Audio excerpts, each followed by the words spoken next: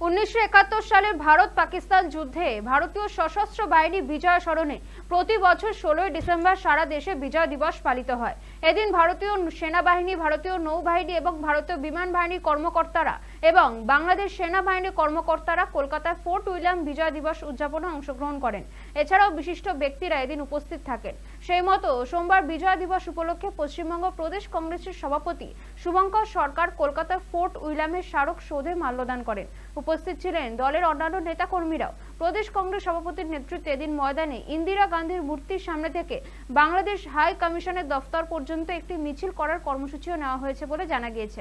প্রদেশ কংগ্রেস সভাপতি শুভঙ্কর সরকার এদিন বাংলাদেশের প্রাক্তন সেনাকর্তাদের বিদ্বেষমূলক ভাষণকে তীব্র সমালোচনা করেছেন। পাশাপাশি দেশের বিদেশ নীতির ক্ষেত্রেও কেন্দ্রীয় সরকারকে আরও সক্রিয় হওয়ার বার্তা দিয়েছেন তিনি বাংলাদেশের সংখ্যালঘু নির্যাতনের ঘটনার নিন্দারও জানিয়ে বলেছেন, অবিলম্বে পদ্মাপাড়ের সরকারের উচিত সে দেশের সংখ্যালঘুদের নিরাপত্তা সুনিশ্চিত করা। একই সঙ্গে উত্তরপ্রদেশের সংখ্যালঘু নির্যাতনের অভিযোগ নিয়েও কেন্দ্রীয় সরকারকে আরও সজাগ হওয়ার বার্তা প্রদেশ কংগ্রেস সভাপতি।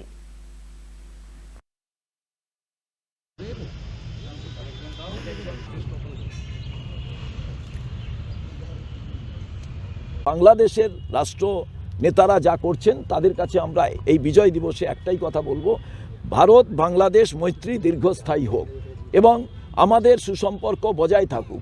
তাদের দেশে কে রাষ্ট্র দখল করবেন, কে রাষ্ট্র নেতা হবেন, কোন রাজনৈতিক দল চালনা করবে, এটা সম্পূর্ণ তাদের আভ্যন্তরীণ বিষয়। কিন্তু একটা বিষয় ঠিক, ওখানে যদি সংখ্যালঘু সম্প্রদায়রা আক্রান্ত হন, ওখানে যদি মানুষ মরে, তখন কিন্তু নিশ্চিতভাবে সবাইকে সে ব্যাপারে সচেষ্ট হতে হবে, কথা বলতে হবে। সেটা ভারত হোক, বাংলাদেশ হোক, সে ব্যাপারেই আমরা কথা বলছি। একবার শেষ জিজ্ঞেস করবো যে বাংলাদেশ হাই কমিশনে কি আপনারা কোনো ডেপুটেশন বা কিছু সাবমিট করবেন? দেখুন, আমাদের ডেপুটেশন দেওয়ার কথা নয়, ওরা যেতে দিলে ওদের কাছে গিয়ে আমরা বলবো।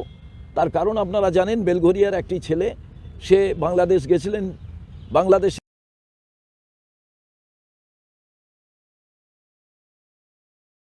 তার বাড়িতে গিয়েছিলাম, সেই জায়গায় একটি মুসলমান ছেলেই কিন্তু তাকে বাঁচায়। যখন তার উপরে আক্রমণ হচ্ছিল, তার বন্ধু এক মুসলমান তাকে বাঁচায়। অর্থাৎ হিন্দু মুসলমান বিষয়টা নয়, বিষয়টা হচ্ছে যারা সুযোগ সন্ধানী, যারা মৌলবাদী, তারা কোথায় কোন জায়গায় তারা ধ্বংসাত্মক চিন্তা নিয়ে যে কাজ করছে, তার বিরুদ্ধেই সবাইকে এক হতে হবে। এটাই সবথেকে গুরুত্বপূর্ণ বিষয়। তো পশ্চিমবাংলা আজকে ধরে রাখুন যে কোনো বাইরের কেউ ঢুকে পড়ছে কিনা, এখানের পরিবেশ অশান্ত করবে কিনা।